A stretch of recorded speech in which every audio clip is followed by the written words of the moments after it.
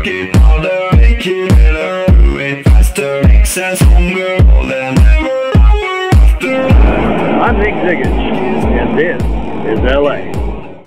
Good morning. Welcome to our new show. This is a show about business opportunities. It's on Local View, and this is the first show of its kind on Local View. So this morning, I was thinking, what are we going to talk about? I saw a little discussion that was going on about the need for the buyer to fill in, or the business to be sold or showed to the potential sellers using the confidentiality agreement. There might be an issue of more employees.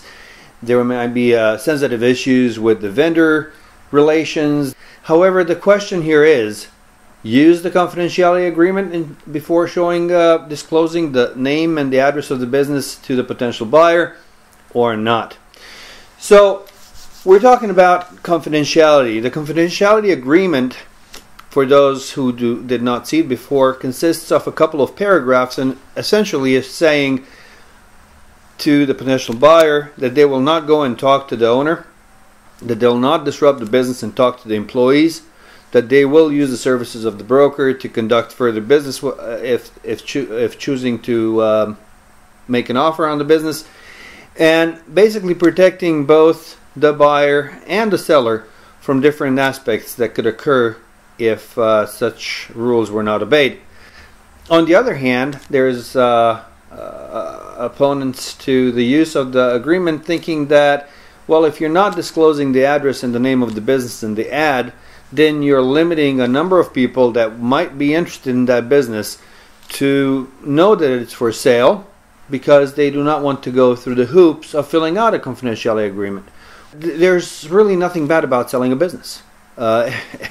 Statistically, every business in the United States, or average, is sold every 7 years. So when you look at the reality, it's nothing odd to sell a business, and it is almost expected that if you have it for 7 years, that you are in a mood to move on. Selling a business is not a bad thing at all. However, because most of the businesses are being sold when they're losing money, the common thought process is that, well, if it's for sale, it's not doing good. So that's where people don't want people to know that they're selling the business, or most sellers, because they don't want people to think that they are personally a failure, losing money, and that's why they're selling a business. So let's change that thought pattern totally and think of being a business being sold for the purpose of the owner moving to some other ventures. At the same time, if the business is not as successful as the owner wanted it to be, well, it's the owner's responsibility to look for a better management team, for a better owner, or to change something to make the business do better. And that's often the case when a new owner comes in. They bring new ideas, they bring fresh energy in the business, and the business often booms.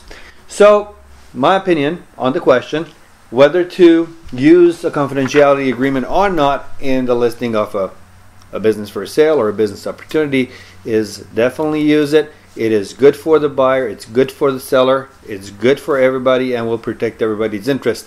Definitely, when you come to the idea, get your employees together, tell them that you're thinking of doing other things and that you're looking for someone, and convince them that you are looking for someone who can do the business better, who can take it to the next level, will take care of them, and ask them who, in the case of the sale of business, would stay with the business, so that you know right away that you're setting up the platform, creating a healthy environment. Because at the end of the day, when the business is in escrow, if people find out then, you might not close escrow. So when all the things are set up right, there's really no need to hide that the business is for sale, except for the fact that it's best to go through in my opinion, it's best to go with a confidentiality agreement with the broker, so that there is no distraction to the business during the course of the listing. Of course, if you don't agree with this opinion, or if you have your comments, write to us. You have the addresses right on this page and on the website. Call if you have questions, and we are looking forward to your opinions. Until next time, take care.